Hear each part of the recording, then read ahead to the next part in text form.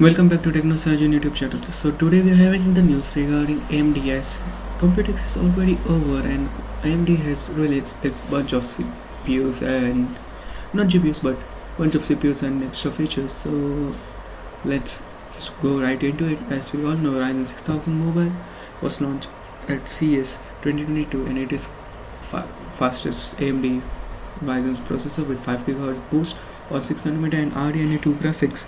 So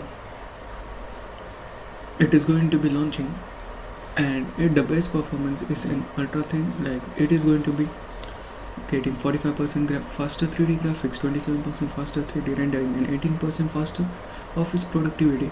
And it comes in ASUS ZenBook S13, which is the slimmest ZenBook as of now. It can go up to 60 frames per second into 2.2 pounds, which is close to 1 kg, and up to 60 frames per second with Fidelity FX Super Resolution in God of War, which is a not pretty but high demanding game.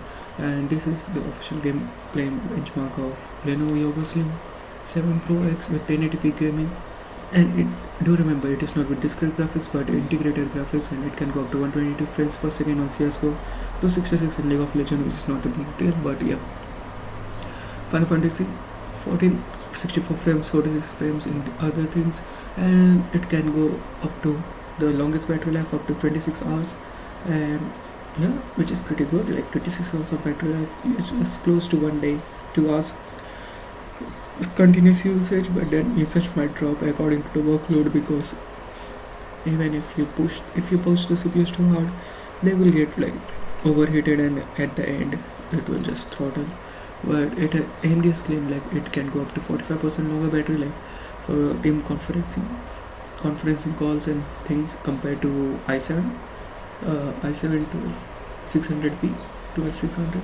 So yeah, and they are redefining like Mendocino is the code name for this 6000 GPU, and it will be like from $400 to $700 depending on the system you could choose. And yeah, it is a pretty solid offering, and it is going to be launching in Q4, which is still a ways off, but yeah, it is based on 6nm TSMC 4-core 8-thread Zen 2 CPU, not Zen 3 but Zen 2, and RDNA 2 graphics.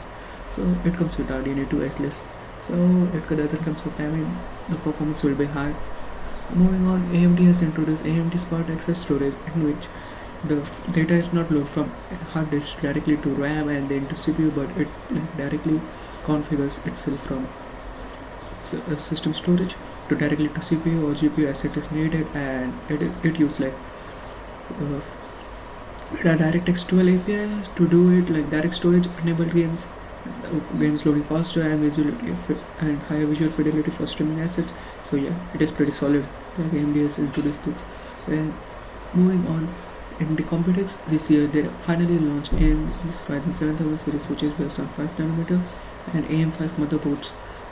Let's dive straight into what 7000 series and AM5 motherboards. First of all, today this 7000 series, as leak suggested, is based on Zen 4, and it is based on 5nm technology by TSMC, so it is pretty powerful and battery efficient as of now. And these are the initial benchmark, as the CPUs are still ways off. They haven't given us the release date or things like that regarding which variants they will be showing up or which variants are coming. But yeah, and nonetheless we are still getting the news regarding 7000 as it is been officially launched, and it is Computex. And yeah, the leak suggests like it gets like 2 times L2 cache per core, like 2 times 1 megabit L2 cache, highest 15% higher single threaded performance, up to 5 GHz massive clock boost, and expanded instruction, which is just like AVX52 instruction set. And it comes with Zen 4 CPU core dies in 5nm and 16nm IO die, which also consists of integrated RDNA 2 architecture. So it doesn't comes with APU, discrete APU. We still don't know whether they will launch it in the future or not, but yeah, as of now they won't. And moving on, they launch Ryzen motherboard, which comes with new AM5 socket, 1718 pin LGA socket, native support for up to 170 watts, DDR5, PCIe 5.0 support, and compatible with sockets AM4 cooler. So yeah, it is backwards compatible. and it will come up to 24 PCI 5.0 lanes for storage and graphics. So the pretty high-end board will come with this 24 PCI 5.0 lanes, but we don't know about normal. They might be less, but yeah. And it can go up to 14 super speed super USB with 20 gigabits per second and Type C. So yeah, the I/O socket is also improving for enthusiasts, and it can go up to like 4 HDMI 2.1 and DisplayPort 2 ports, because it comes with integrated graphics, so you don't need to buy an additional graphics card to make this, and it comes with Wi-Fi 6E support and Bluetooth 5.2. So yeah, pretty solid.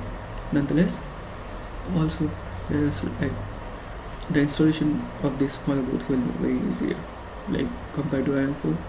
And this is regarding the AM4 motherboards, AM5 motherboards. And the motherboard will also come in, like they also launched 3 variants of it, X670, X670E and B650.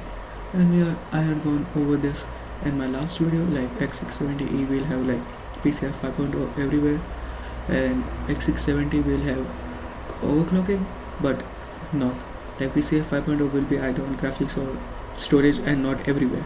And B550 will have only PCI 5.0 storage, and yeah, just that PCI 5.0 storage support and not on graphics in B650. But I think you should go for 670. The 670E will give you like more performance. And I also heard like there's like 32 megabits of storage around on this motherboards. And moving on, we also have the benchmark for Ghostwire Tokyo on AMD's Ryzen 7000 series, and it looks pretty solid nonetheless. So as you can see on the screen here, it goes well above 6. It goes up to like the resolution is good, but it gets up to like 60 frames per second on the game. Only on this APU, I note it is not running on discrete GPU, but on an APU. And as you can see on the screen here, it goes above 5 GHz mark, like 5.3, but that's nonetheless because it can break over that threshold also. And we still don't know what particular they used in this benchmark, but judging from the AMD's response and things regarding it, it is a stock cooler, maybe or maybe not.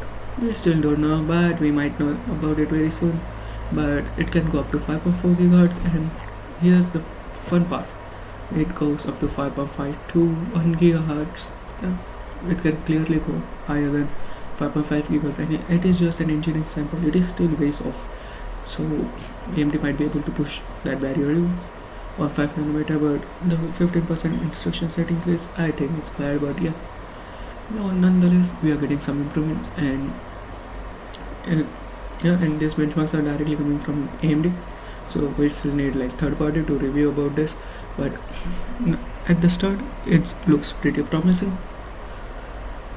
Also on top of that, we also have some news regarding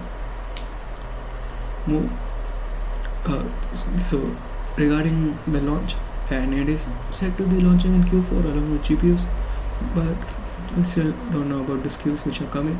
And this is the clear implication, like it can go up to 5.5 20 gigahertz or megahertz, like 5.5 gigahertz, and we still don't know whether it's on single core or multi-core. And in blender test, it shows like it can outperform everything along with